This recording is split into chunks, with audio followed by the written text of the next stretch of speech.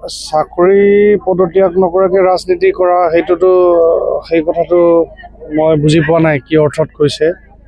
কাৰণ মই নিজৰ ডিউটিও পালন কৰিছোঁ আৰু সামাজিক দায়িত্ব পালন কৰিছোঁ, আৰু সেইটো আমাৰ প্ৰভিজন আছে।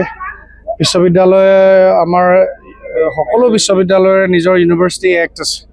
সেই এক্টখনত কি আছে ভালদৰে মুখ্যমন্ত্ৰী ডাঙৰীয়াই জানে, আৰু সেই এক্টখনত কি আছে, কি নিয়ম আছে, তেখেতে ভালকৈ এবাৰ পঢ়ি পিনি ক'লেই হ'ল। কিন্তু এইখিনিতে মই কথা এটা কৈছোঁ, ৰাজনীতিকৰণটো মই কৰা নাই, মই যি কৰিছোঁ নিয়মৰ মাজত কৰিছোঁ। কিন্তু এজন ABVPৰ প্ৰভাৰীয়ে বিশ্ববিদ্যালয়ৰ ভিতৰত কি কৰিছে সেইটো সকলোৱে জানে।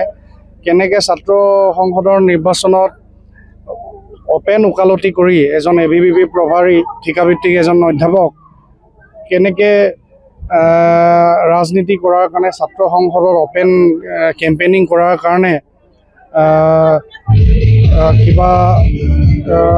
সেই ইলেকশ্যনৰ দিনা ইউনিভাৰ্চিটিয়ে তেখেতৰ প্ৰৱেশ নিষিদ্ধ কৰিছিল, সেইটো হয়তো মুখ্যমন্ত্ৰী ডাঙৰীয়াই নাজানে।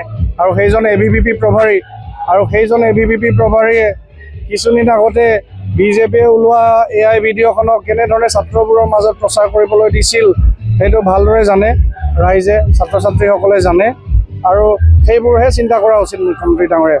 মই যিখিনি কৰিছোঁ আইনৰ মজিয়াত যি আছে, ইউনিভাৰ্চিটি আইনৰ মজিয়াত যি আছে সেইমতেহে কৰিছোঁ। যিকোনো খবৰৰ বাবে যোগাযোগ কৰক আমাৰ এই নম্বৰত 9181 307 221।